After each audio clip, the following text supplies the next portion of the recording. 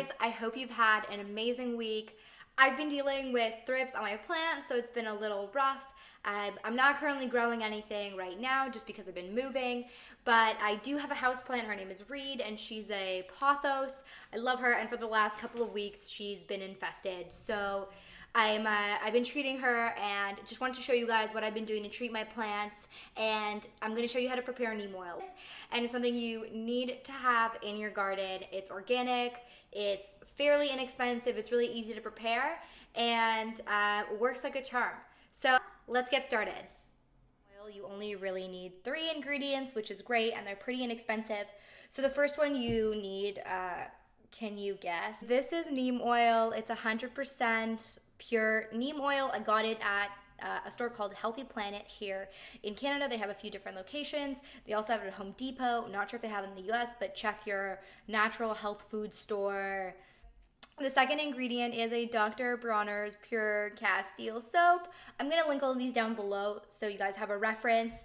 And this is an unscented one. They have a lot of different scents. They have lavender, eucalyptus, whatever. I chose one without scents just because I don't want it affecting any of the oils in my plants, and just keep it as natural and kind of clean as possible.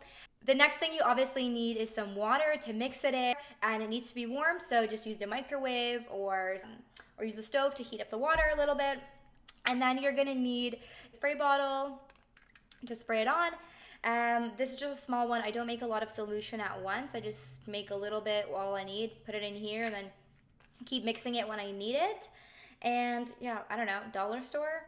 Probably. Now I'm gonna show you guys how to mix it. First thing you want to do is make sure that your workspace is clean, and then you're going to take 4 cups or 1 liter of water and pour it into a bowl. Once you've done that, the next step is adding your soap. You're going to need about 2 to 3 milliliters of soap, which is equivalent to 1/3 of a teaspoon. So you can pour it into the spoon or pour it directly in and start mixing. You're going to start noticing that it's becoming a milky color, and that's good. And the next step after the soap is your neem oil. So you're gonna take the neem oil, and you can use the dropper that's coming with the bottle. You could just take 1 big squeeze and pour that in, or you can measure it out onto a teaspoon. You're gonna need 1 teaspoon, and that's about 10 to 15 milliliters. And as soon as you start adding in the neem oil, you need to start mixing vigorously.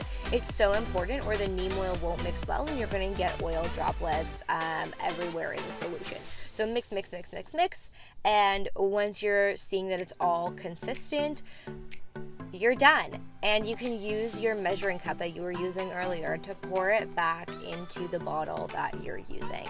And there you have it. That's your neem oil.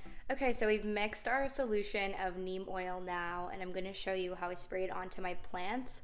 And hopefully Reed gets a lot better quickly. You don't want to spray this too far into your process because this has 5 to 22 days of half-life, so it lasts on plants for a long time. It takes you should really spray this about once a week and monitor your plant to see how it's doing, and then hopefully your plant gets better. But don't do this like 3 weeks before harvest, because it can really affect, the oils in the oils in your plant, which you don't want to do. So I'm going to show you guys how to spray them now. Okay, so I just put a paper towel down because it has a yellow tinge and I don't want to mess up my windowsill. So just gonna shake it and give it a nice coating like this on every part of the plant. Yes, you want to do the back side of the leaves as well. Thank you for watching. We look forward to seeing you guys next week. Make sure to tune in, because next week we're going to be releasing our medical cannabis patient interview series, and it's going to be a part of a larger stories covering medical cannabis patients and how they're using cannabis, when they started using it, things like that. Next week we're releasing the first one, so make sure to check it out, and I'll see you guys next week.